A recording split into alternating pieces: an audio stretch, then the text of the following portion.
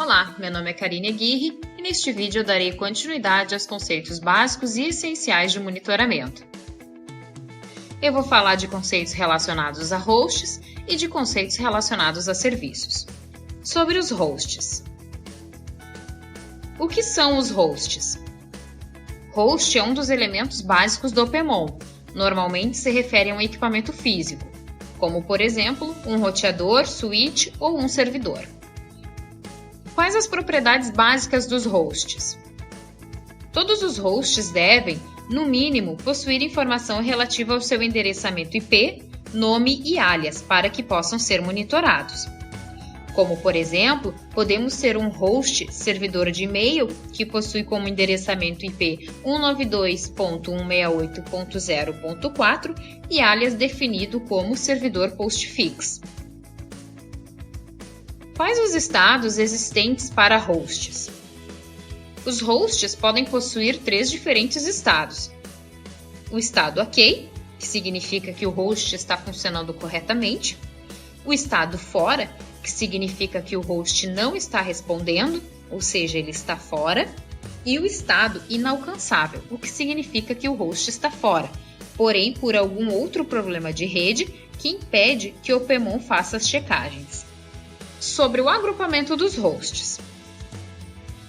Os hosts podem ser agrupados em grupos de hosts, com a finalidade de facilitar e organizar a visualização dos elementos. Por exemplo, todos os servidores Microsoft Windows podem ser agrupados em um grupo chamado de servidores Windows. Sobre os serviços. O que são serviços? Serviços se referem aos elementos monitorados em um host, como, por exemplo, CPU, memória, disco, processos, entre outros. Ou até mesmo algum outro tipo de métrica associada ao host, como, por exemplo, o número de usuários logados. Quais as propriedades dos serviços? Todos os serviços devem, no mínimo, possuir informação relativa à sua descrição, host associado e intervalo de checagem. Por exemplo, o serviço que monitora o espaço de disco livre no disco C de um servidor que possui as seguintes definições: descrição, disco C, host, servidor Windows e intervalo de checagem 5. Porém, com relação ao intervalo de checagem, conforme vimos no vídeo anterior, o intervalo de checagem só valerá para os casos onde o tipo de checagem for ativa. Quais os estados existentes para serviços? Os serviços podem possuir 4 diferentes tipos de estado. O estado OK, que significa que o serviço está funcionando normalmente.